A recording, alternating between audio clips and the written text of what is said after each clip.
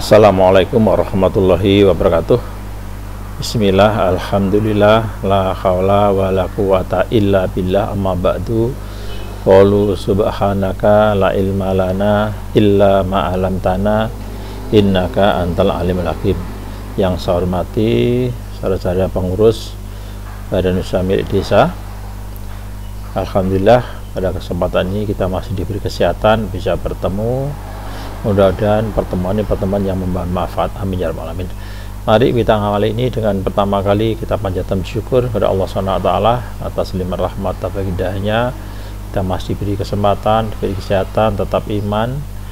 Kedua kalinya sholatan wa salaman wa ta'ziman wa mahamadan tetap kita sanjungkan kepada junjungan kita Nabi Agung Nabi Muhammad sallallahu alaihi wasallam. Saudara-saudara pengurus, izinkan pada kesempatan ini saya sharing. Saya sebagai pengawas BUMDes, saya ingin sharing, ingin memberi masukan, ingin memberi saran, ingin memberi informasi. Nah, mudah-mudahan informasi yang saya sampaikan ini informasi yang bermanfaat, berguna untuk mengelola, untuk memanage Badan Usaha Milik Desa ini menjadi lebih baik dari sebelumnya, amin ya rabbal alamin. Ada 5 hal yang ingin saya sampaikan kepada saudara. Yang pertama, prinsip internal control atau kontrol internal, kontrol intern oleh sebuah sistem. Yang kedua, perangkat administrasi yang diperlukan untuk memanage BUMDes ini. Yang ketiga, masalah keuangan. Yang keempat, masalah keterbukaan, akuntabilitas, integritas, dan terakhir lain-lain, kira-kira begitu ya, atau hal-hal yang segera kita lakukan. Ini hanya berdasarkan pengalaman saja, karena memang semenjak saya ditunjuk menjadi pengawas juga saya belum pernah ikut diklat ke pengawasan BUMDes, sehingga semuanya ya otodidak, kita belajar sendiri. Mudah-mudahan pengalaman saya ini juga nanti bermanfaat bagi pengurus di dalam mengelola, memajukan BUMDes ini. Yang pertama yang saya sampaikan prinsip kontrol intern atau internal control. Di dalam manajemen akuntansi biasanya dijelaskan, disampaikan ada 4 bidang tugas. Ini harus dipisahkan personnya. Jadi manajer harus dipisahkan dengan bendara, dipisahkan dengan tim belanja barang, dipisahkan dengan tim verifikasi penerima barang atau petugas gudang. Jadi 4 ini dengan personil yang berbeda semua. Mengapa? Inilah sebuah sistem internal agar meminimalisir penyelewengan. Apakah setelah dipisahkan dijamin tidak ada penyelewengan? Tidak. Bisa terjadi penyelewengan asalkan mereka bekerja sama. Istilahnya collusion, kong kali kong, persekongkolan jahat untuk merugikan lembaga itu bisa. Tapi dengan sistem yang seperti ini, perorangan sudah diminimalisir. Insya Allah sulit ya, insya Allah sulit. Tapi kalau ada, yaitu tadi permufakatan jahat, namanya collusion ya, kolusi itu. Oke. Yang manajer, kita ketahui manajer atau direktur dalam hal ini adalah top leadernya, top manajernya di lembaga Badan Usaha Milik Desa ini. Dia mengendalikan penuh seluruh operasional usaha, dia bertanggung jawab penuh jalannya usaha ya. Satu, dia tidak boleh membawa uang milik perusahaan, tidak boleh membawa uang milik BUMDes. Ini yang pertama. Tetapi dia harus tahu BUMDes punya uang berapa. Dia tetap harus tahu bagaimana posisi keuangan BUMDes ini, ya harus tahu. Tapi tidak boleh membawa keuangan BUMDes. Berikutnya, dia tidak boleh melakukan belanja barang. Dia tidak boleh melakukan pengadaan barang. Tetapi dia memerintahkan person atau tim untuk mengadakan belanja barang, tapi dia bukan anggota tim belanja barang. Ini pertama yang harus dilakukan jika kita ingin baik. Yang kedua, bendara. Bendara tugasnya memegang uang. Bendara mencatat semua transaksi keuangan berdasarkan kronologi terjadinya transaksi dan didukung bukti keuangan yang sah yang dapat dipertanggungjawabkan. Bendara dilarang mengeluarkan uang tanpa persetujuan direktur, tanpa persetujuan manajer. Ya, walaupun dia membawa uang, tidak setidaknya mengeluarkan uang ya, karena memang bukan uangnya, ini uang lembaga ya. Berikutnya, dilarang mengeluarkan uang jika tidak ada bukti keuangan yang dapat dipertanggungjawabkan. Jika bendahara mengeluarkan uang namun tidak didukung bukti yang bisa dipertanggungjawabkan, kesalahan itu dianggap penyelewengan menjadi tanggung jawab pribadi. Ya. Berikutnya, bendahara tidak boleh menjadi tim belanja barang, tapi dia yang membayar, tapi bukan tim dia. Itu saudara. Ya, kita lanjut. Masih bendahara. Buku rekening bank yang membawa adalah bendahara, bukan direktur, bukan sekretaris, bukan penasihat, bukan yang lain, bukan pengawas.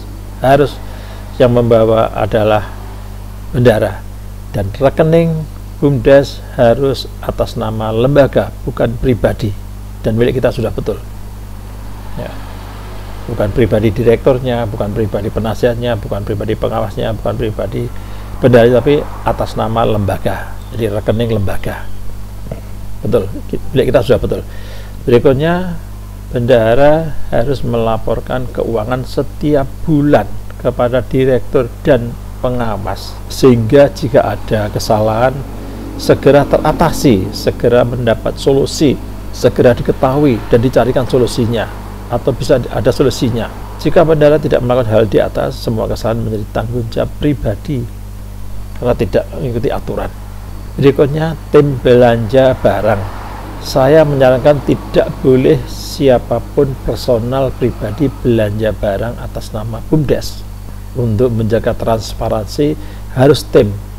Maka perlu kita setujui berapa angka minimal yang harus dibelanjakan oleh tim. Misalkan belanja minimal 2.500.000 atau lebih, 2.500.000 atau lebih harus tim, misalkan seperti itu. Kalau kecil-kecil ya tentu saja tidak perlu tim, tetapi kembali lagi bukan dilakukan oleh bendahara, bukan dilakukan oleh direktur. Boleh bendahara atau direktur memerintahkan kepada sekretaris, boleh direktur memerintahkan kepada karyawan untuk belanja. Misalkan kita sepakati minimal belanja 2.500.000 harus tim, misalkan seperti itu. Timnya siapa? Timnya satu dari BUMDes, bukan direktur, bukan bendahara, berarti sekretaris. Yang kedua, saya mengusulkan ada perwakilan dari desa, terserah yang ditunjuk oleh desa siapa, boleh perangkat, boleh siapapun, pokoknya ditunjuk oleh desa.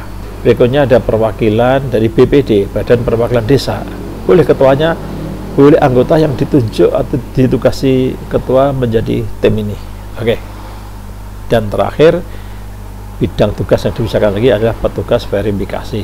Maksud saya petugas gudang, petugas yang bertugas menerima pengadaan barang, yang dia harus ngecek apakah harganya, speknya, kuantitasnya sudah sesuai dengan proposal, sudah sesuai dengan rencana. Jika sudah, dia membubuhkan tanda tangan di balik nota tersebut bahwa belanja, harga, spek, kuantitas sudah sesuai dengan rencana, sudah sesuai dengan planningnya.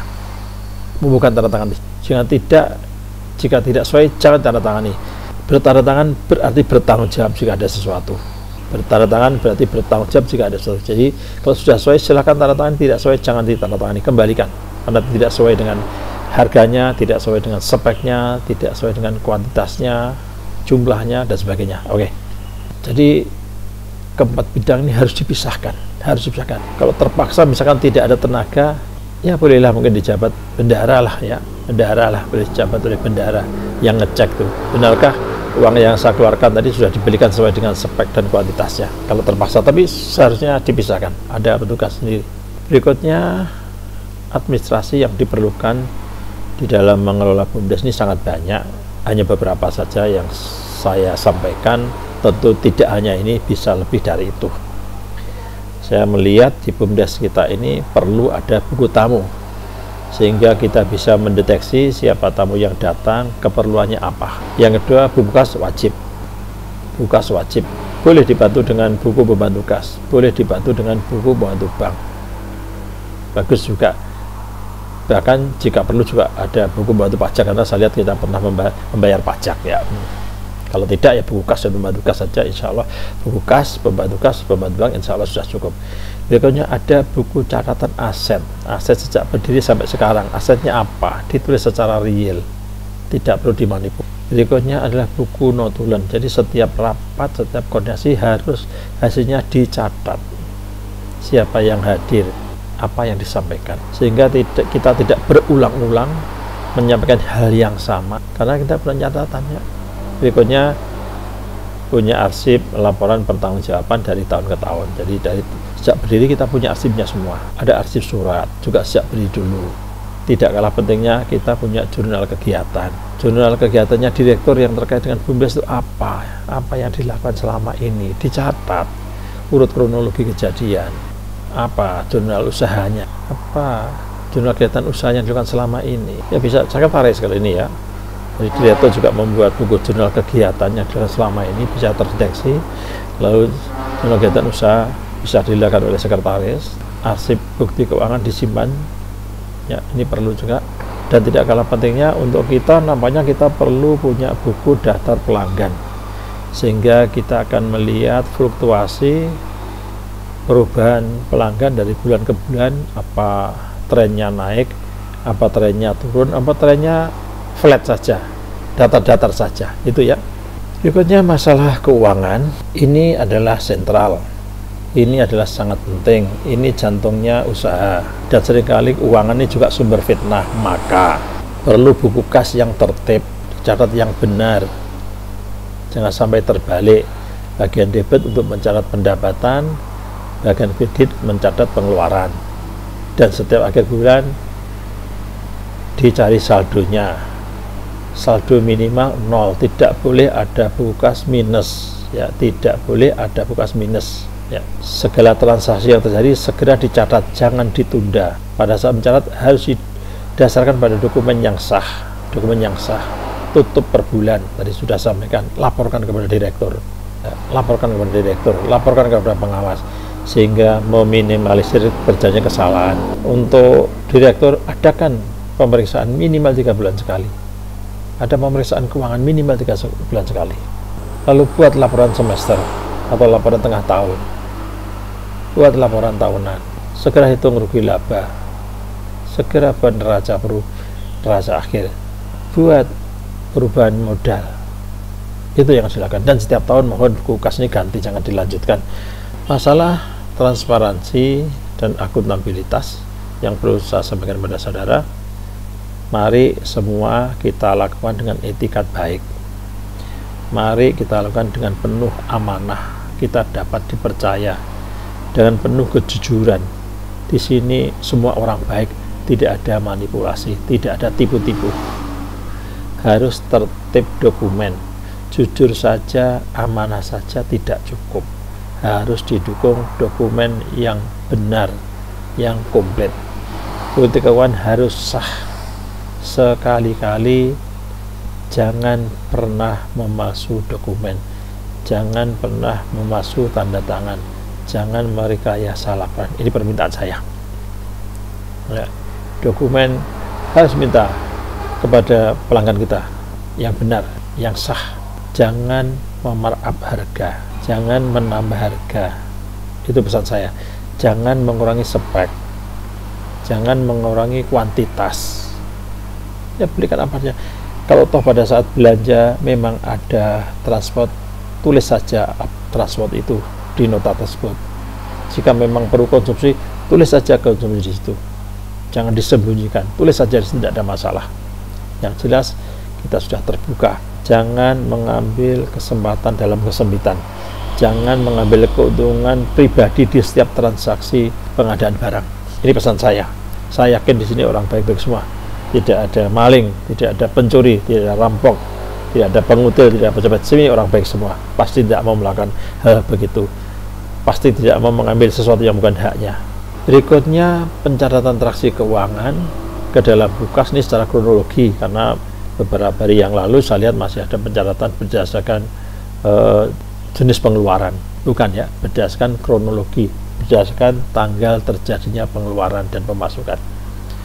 Berikutnya tadi sudah sampaikan, pendapatan dicatat di sebelah debit di sebelah kiri kalau kita pakai sekontro, dan pengeluaran di sebelah kredit ada sebelah kanan. Buku kas boleh pakai sekontro, boleh pakai stafel, tapi saya menganjurkan kok enak stafel nampaknya ya, sehingga nanti saldo dari tanggal ke tanggal bisa diketahui. Tapi terserah lah, boleh lah, dua-duanya sah, tapi saya mengajukan pakai stafel saja ya. Berikutnya, tolong di nomor referensi di buku kas ini diberi nomor, itu nomor dokumen, sehingga sewaktu-waktu kita mencari akan mudah menemukannya karena ada nomornya. Bukan seperti yang selama ini tidak ada nomor referensi, kita mencari bukti pendukung sangat sulit ya. Oke. Dan setiap bulan dihitung saldonya, ditutup dan dilaporkan. Berikutnya, bubuhkan tanda tangan. Bendara menandatangani laporan tersebut ada di sebelah kanan, direktur ada di sebelah kiri. Beri cap lembaga, karena selama ini saya lihat buku kas belum pernah ditutup. Ya, lakukan ini. Kembali lagi saya ulangi, minimal 3 bulan sekali diadakan pemeriksaan oleh direktur. Tutup buku saat itu. Pemeriksaan tidak harus di akhir bulan, boleh di pertengahan bulan. Tutup, dibuka lagi. Pada saat pemeriksaan, hitung saldonya ada berapa. Berilah catatan di bawah. Saldo uang tunainya di kas ada berapa. Saldo uang yang ada di bank ada berapa. Berarti saldo uang di bank sesuai dengan rekening. Tunai seperti yang dibawa bendara. Setelah pemeriksaan selesai, buku ditutup dan buka kembali dan transaksi dilanjut seperti biasanya. Sekali lagi saya tekankan, tidak ada buku kas minus, yang ada minimal 0 ya. Berikutnya, setelah tahun buku berakhir, katakanlah akhir Desember, segera hitung rugi laba selama tahun berjalan, segera menyusun laporan rugi laba, segera membuat neraca akhir, segera membuat laporan perubahan modal biar diketahui modalnya berapa. Kalau laba otomatis akan memperbesar modal, kalau rugi otomatis akan memperkecil modal. Nah, setelah tahun buku ditutup, setelah Desember masuk Januari, segera membuat budget, segera membuat anggaran ya, segera membuat anggaran ke depan ya, anggaran ke depan.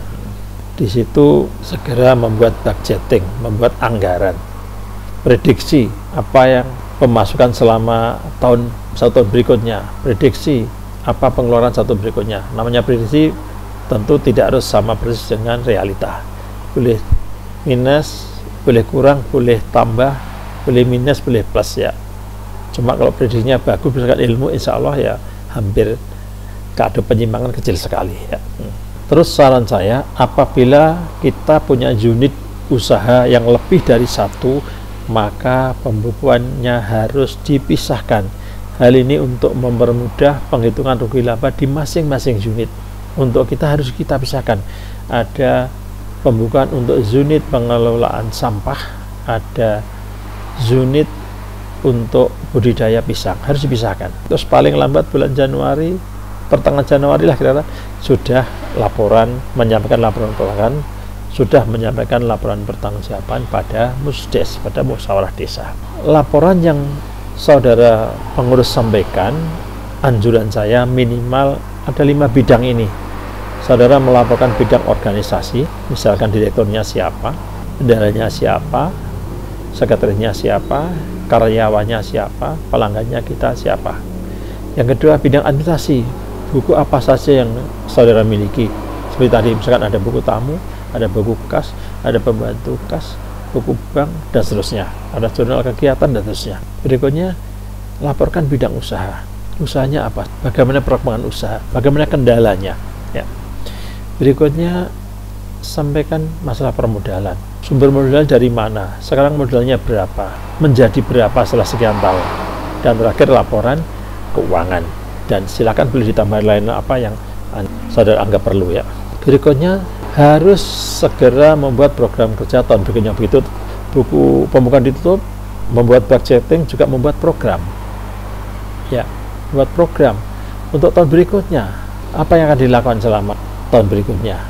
Untuk rencana anggaran seperti tadi disampaikan, prediksi, buat perkiraan, buat estimasi, buat forecasting, pendapatan secara rinci, buat estimasi pengeluaran secara rinci, buat prediksi target keuntungan yang dicapai. Semuanya boleh berbeda karena ini prediksi, karena ini forecasting ya. Dan yang tidak kalah pentingnya, saya sampaikan, mari semuanya ini kita kerjakan dengan sungguh-sungguh. Semua pekerjaan atau tugas yang diberikan kepada pengurus atau kalian harus dilakukan dengan prinsip satu amanah. Saya mengulangi lagi, saudara bisa dipercaya, Saya sudah sanggup. Dua, penuh dengan kejujuran. Tidak ada tipu-tipu. Di sini semua orang baik-baik, jangan tipu-tipu. Harus transparansi. Terbuka sajalah. Nggak ada yang ditutup-tutupi. Berikutnya akuntabilitas. Bisa dipertanggungjawabkan. Ditanggungjawabkan kepada desa, dipertanggungjawabkan kepada musyawarah desa, dipertanggungjawabkan kepada pemerintah kalau anggarannya dari pemerintah, dan tidak kalah pentingnya ya dipertanggungjawabkan di hadapan Allah SWT nanti. Dan berikutnya harus profesional. Kerja ini didasari ilmu, bukan trial and error, bukan coba-coba, tapi didasari ilmu, biar kita tidak sering terbentur, tidak sering kecelakaan. Didasari ilmu, otodidak, belajar ya. Berikutnya kerja ini harus berkualitas dan juga harus dilakukan secara tuntas. Mohon yang ada di BUMD ini, yang ada di BUMDes ini, maksud saya Badan Usaha Milik Desa ini hanya penasehat, pengawas, direktur, pengurus, karyawan. Di sini tidak ada oknum yang melakukan rekayasa laporan.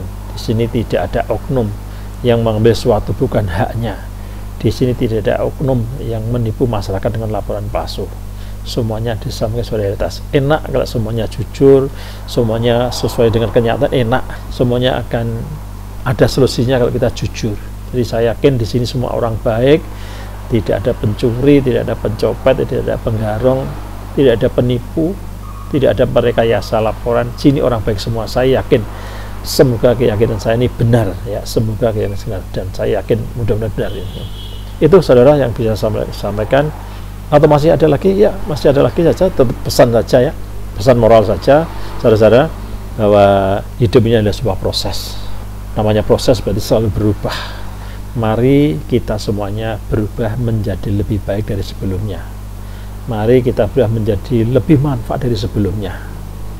Jangan tetap ya. Jadi sekali lagi, hidup ini sebuah pilihan, tapi mari kita memilih yang baik. Hidup memang perubahan, gak mungkin kita tidak berubah. Maka yang baik tadi awali dengan perubahan yang kecil-kecil. Tepat waktu laporan, tertib membuat laporan, tertib bukan. Kedua, awali dari diri kita masing-masing.